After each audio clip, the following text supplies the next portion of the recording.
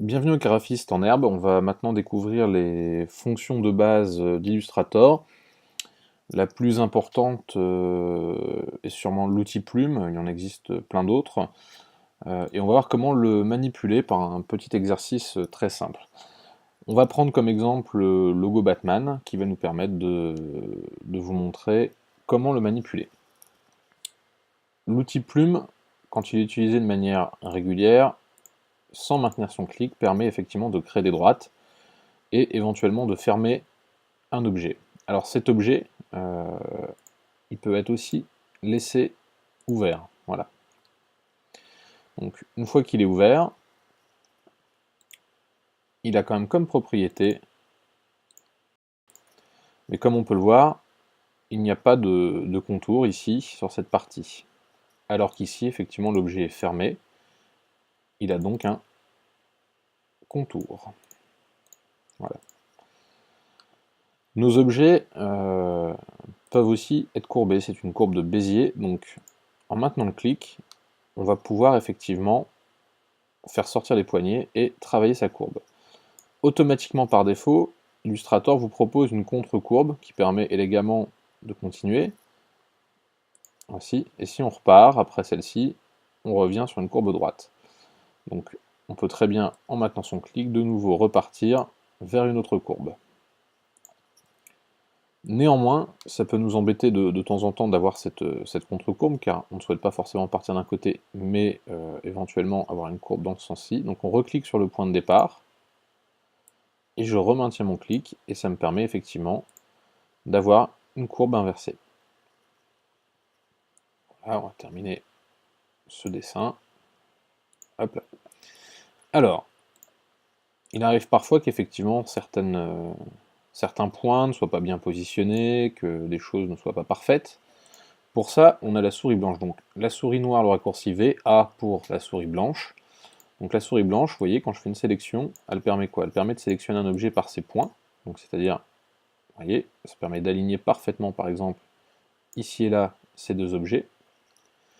Alors que la souris noire, elle, va créer en fait un bloc, et on va pouvoir travailler par exemple l'homothétie. En appuyant sur Shift, ça permet de garder effectivement la dimension de l'objet, c'est-à-dire les proportions. En revanche, si je n'appuie pas sur Shift, qu'est-ce qui va se passer? Donc là, j'appuie sur Shift. Si je n'appuie pas sur Shift, l'objet va être étiré. Quand on veut agrandir un objet, on a éventuellement ici en haut, vous voyez, les dimensions, qu'on peut chaîner ou pas, c'est-à-dire pour rester en proportion. X et Y étant effectivement, X et Y nous permettent de déplacer l'objet. Voilà. On voit bien que les coordonnées ont changé. Alors la souris blanche a aussi une autre fonction, quand on double-clique dessus. On peut bouger en fait un point. Voilà, je peux bouger mes points. Et dans l'outil plume, on a aussi une sorte de souris,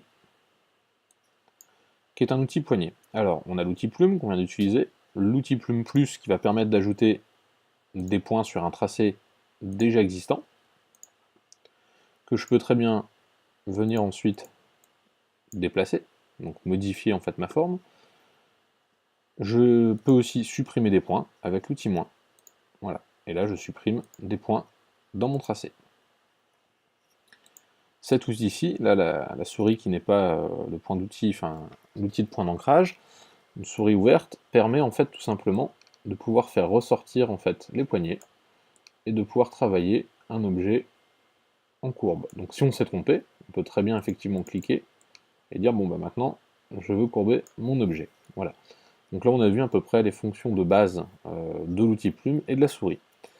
On notera qu'ici on a des valeurs de couleurs. Alors ici c'est les couleurs, on va dire les aplats, les dégradés, et ici ça va être sans fond ou sans contour. Alors pour initialiser la palette, on va être comme sur Photoshop, on appuie sur la touche D, ça permet de repasser en blanc et en noir.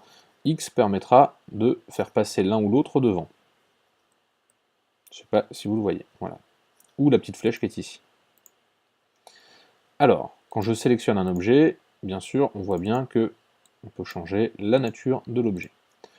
On a aussi ici les calques qui permettent de travailler en couches successives. On peut bien sûr les verrouiller, créer un nouveau calque, c'est-à-dire que ici du coup je ne peux plus travailler sur ce calque en dessous, mes objets ne peuvent plus être sélectionnés, et du coup je peux travailler au-dessus très facilement. On a aussi une option de base qui est plutôt intéressante.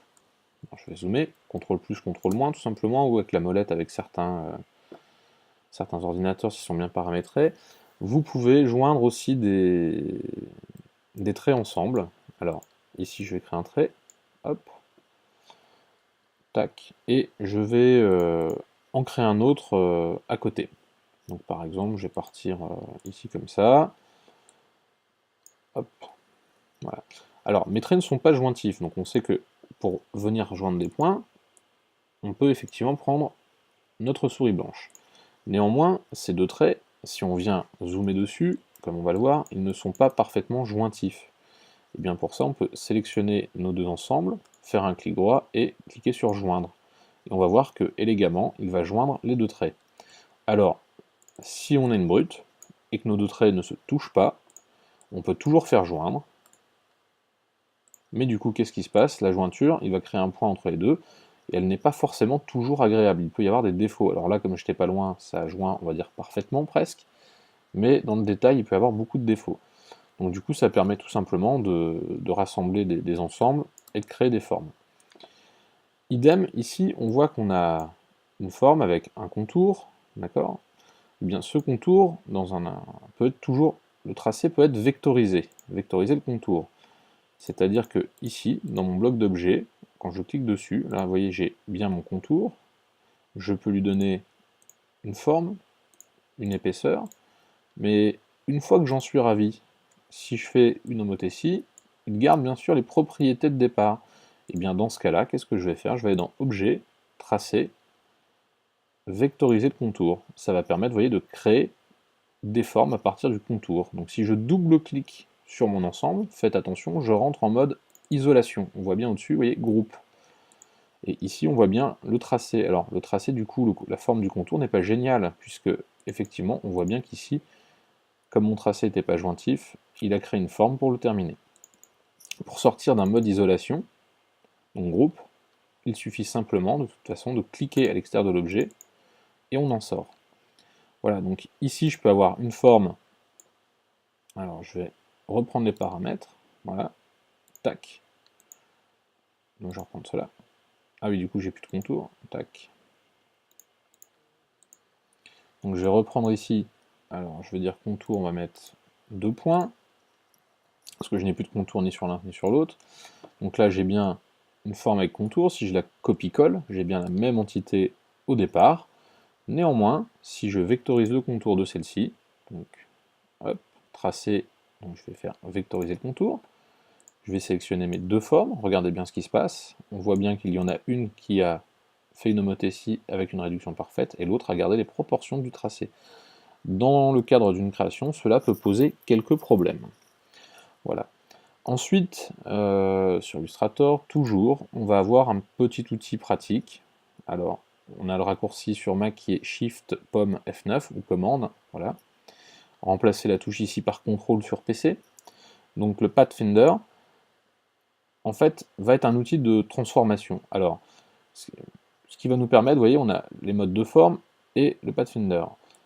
Ici, si je sélectionne, vous voyez, il va me faire un découpage de l'ensemble, tout en gardant, vous voyez, les propriétés. C'est-à-dire que quand je clique ici, quand je viens sur ma forme, on voit bien que ça ressemble au dessin que j'ai ici. J'ai bien deux formes distinctes. Alors, on a aussi des outils de fusion, enfin de forme. Ici, par exemple, je peux jumeler mes deux formes ensemble. Voilà. Il crée en fait, à partir du profil, une entité. Idem, on pourrait soustraire avec une autre forme, garder l'intersection, ou enlever l'intersection. Voilà. Donc à manipuler avec précaution, mais cela s'avère plutôt pratique quand on dessine et qu'on veut effectivement créer une forme à partir d'un trait ou autre chose. Voilà. Alors, je vais dézoomer et on va en venir au vif du sujet. Alors vous voyez, j'ai fait une sélection en faisant CTRL ou commande A. Alors du coup, je n'ai sélectionné que mes objets de ce calque qui ont été effacés, puisque l'autre est verrouillé.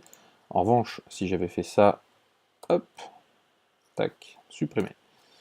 Donc toujours, hop, CTRL ou pomme A, et supprimer. Alors pourquoi il ne veut pas le supprimer? Je cherche des noises, voilà. Je dézoome, je vais mettre ça de côté après, hop là. Donc nous, ce qui va nous intéresser maintenant, c'est de créer le logo de Batman. Ben, on va voir que c'est relativement assez simple. Je vais mettre pas de fond, juste un contour pour travailler. Et là, en quelques clics, je vais pouvoir créer effectivement le logo de Batman. Alors, plus ou moins bien, vous essayerez de le réaliser à partir d'une image importée. Et du coup, vous voyez, je reclique sur le point de départ parce que la courbe ne part pas bien. Je reviens en dessous. Vous pouvez essayer de vous aligner si vous le souhaitez en maintenant Shift. Vous voyez, je garde mon trait parfaitement aligné. Tac, pareil, contre-courbe.